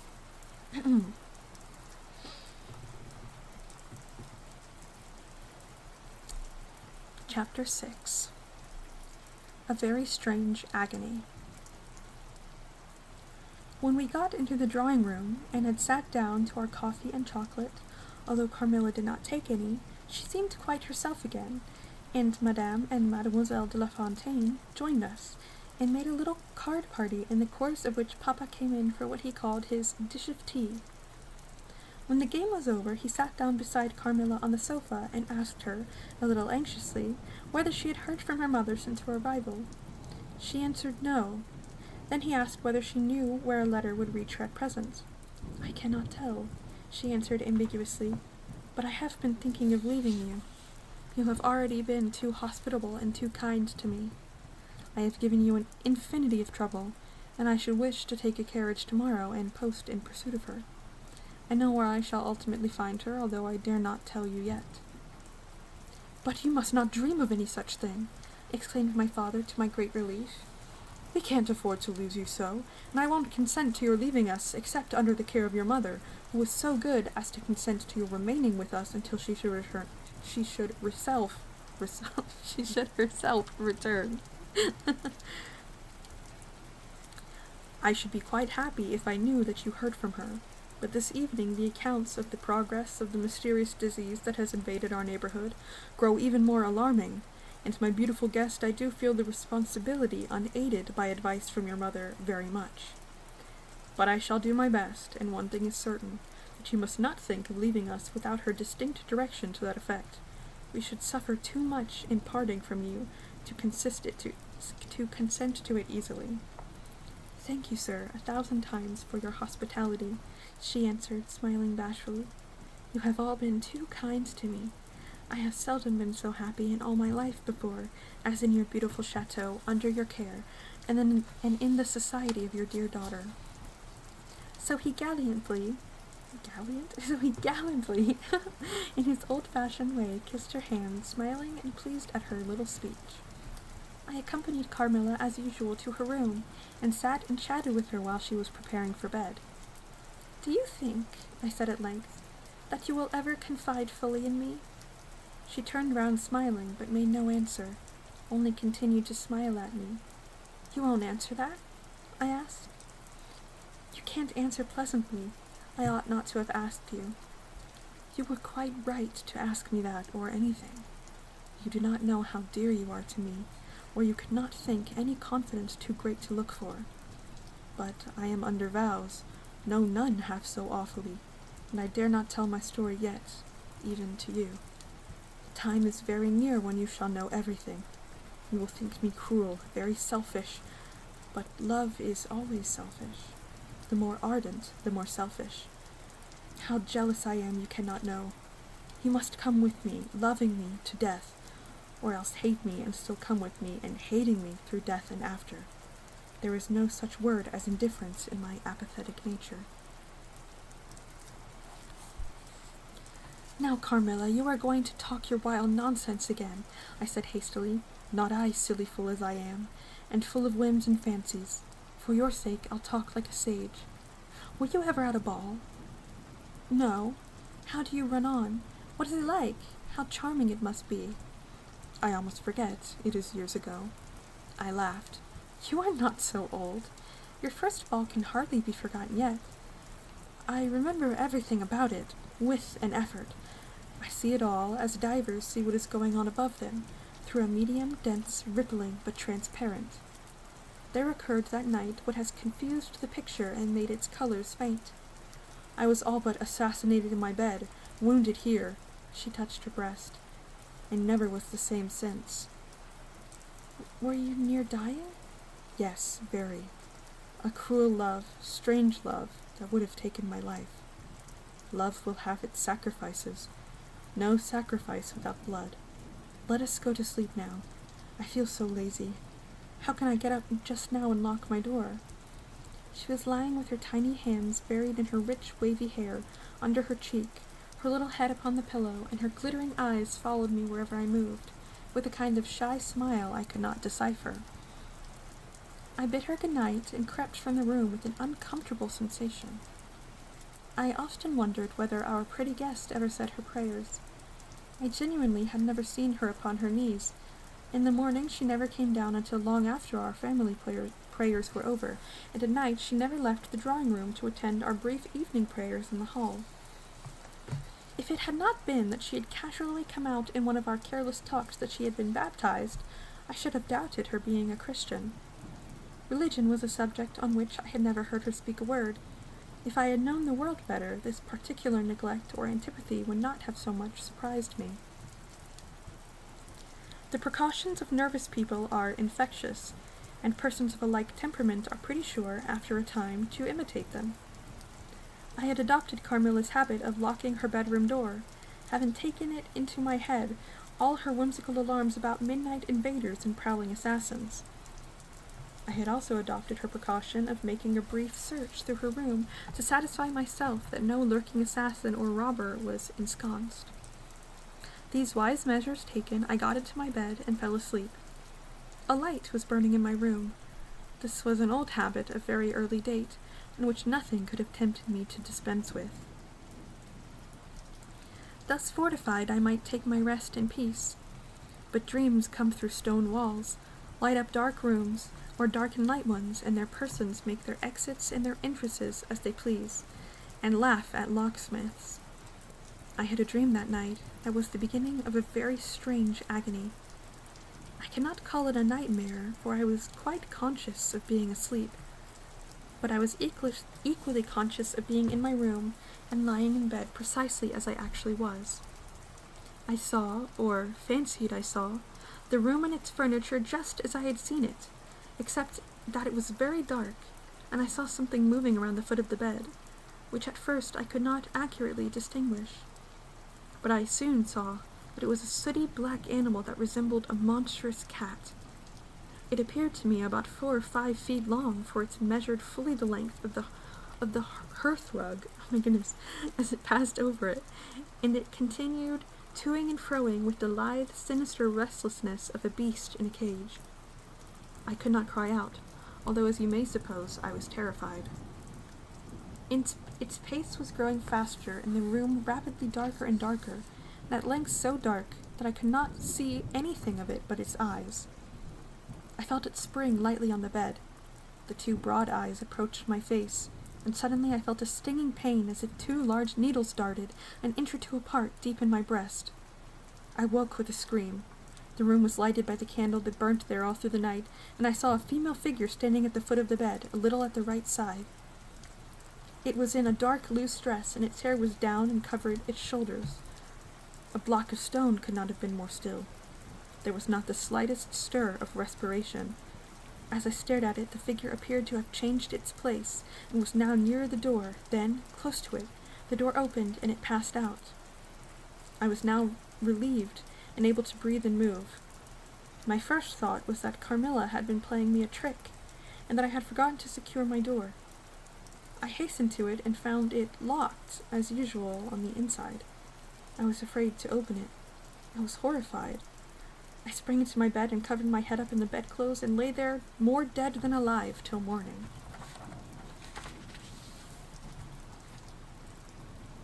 Let me look and see how long the next chapter is.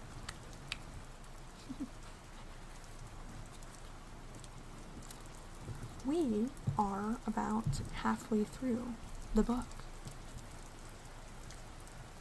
It's only been 2 hours. But we have made it about halfway through. We're on page 77 out of 156. So we're close. we're pretty much in the middle. I would love to read more, but my throat is starting to hurt. I'm running out of young girls to eat. Gotta go now. I can't let you leave. They're like, no, you're sick. And she's like, it's a lot shorter than I thought. Yeah, it's very short. When I first got this book, I read it like straight through, and I read it in a couple hours because, I wasn't reading it out loud. Oh, thank you, Kit Kat. I gotta get a bookmark for us.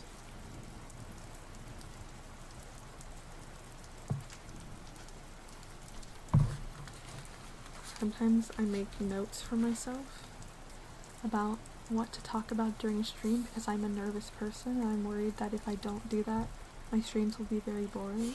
And so I'm going to use one of those pages as our bookmark. Thank you. Thank you, everyone. I would love to have just read it all in one sitting, but I've been really struggling with hydration recently. I will clean my humidifier today. I will, I promise.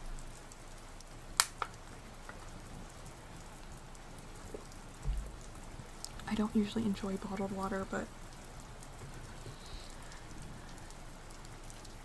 all of my water receptacles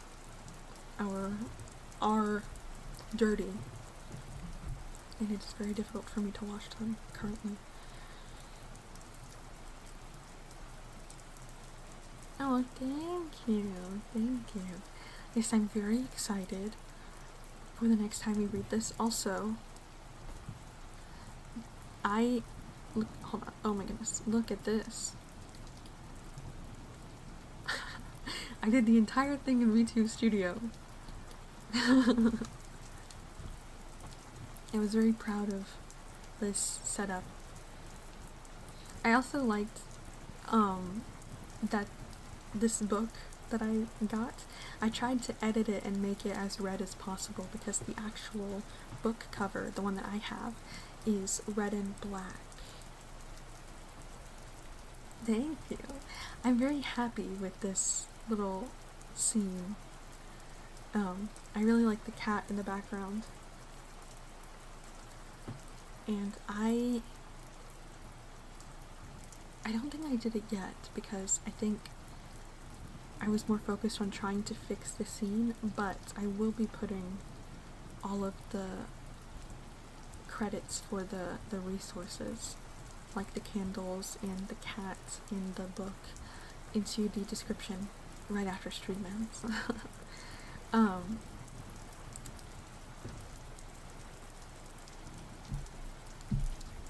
I'm moving my candle so you can hear it again.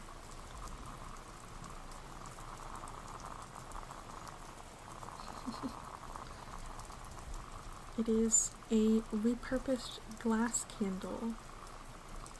It is a candle that is put in a wine bottle, like an old wine bottle, so that the wine bottles aren't just like immediately thrown away, they can be reused. And this is the scent Merlot. I got it at a festival, I think, like a harvest festival, which is fairly common where I'm from, like seasonal festivals, which I very much enjoy. I'm very excited for autumn. It's my favorite time of the year, and I'm also excited for it to not be as hot and muggy as it is where I am right now. But yes, I am going to go put everything in the description for all of these items, and then lie down, rest my voice a little bit, probably take a nap because it is actually raining where I am right now, so it is very soothing. Same, yes, once again we are the same person. The less heat the better. Yeah, oh my gosh. It's been so hard for me to like get out and get active because even when it's not as hot, it's so muggy, and our like not as hot is still above like 80, which sucks. But anyway, yes, thank you all for coming to my stream today. I know it's a little different from the stuff I've done in the past, but I'm really happy that you guys were here for it and that you guys enjoyed it. We will be finishing Carmilla soon. I'm thinking maybe next week, but I'll have to see. And if you enjoy this one, you can tell me if you would like to do other stories. I have to check the copyright laws on reading stories that are modern. Carmilla is it's very old, so it's no longer copyrighted. But yes, I will do some more research, and we will finish Carmilla very soon, and then I can tell you about all of my theories about it and stuff like that. Okay. Thank you for coming. I hope you have a very good day or night wherever you are. I hope you eat something good. I hope you get lots of rest, and I hope you get to do something you love to do. Everyone, you can read stuff that's in copyright. Yeah, that's why I'm gonna look it up. I actually took a class on copyright law, so I have some ideas. But, yes, I hope everyone has a good rest of their moon cycle. Or not moon cycle, earth cycle? Day. I was just trying to say day. But yes, I will see you next week. I hope everyone gets lots of rest and eats lots of yummy food and does something they enjoy. And 호랑이. Bye bye.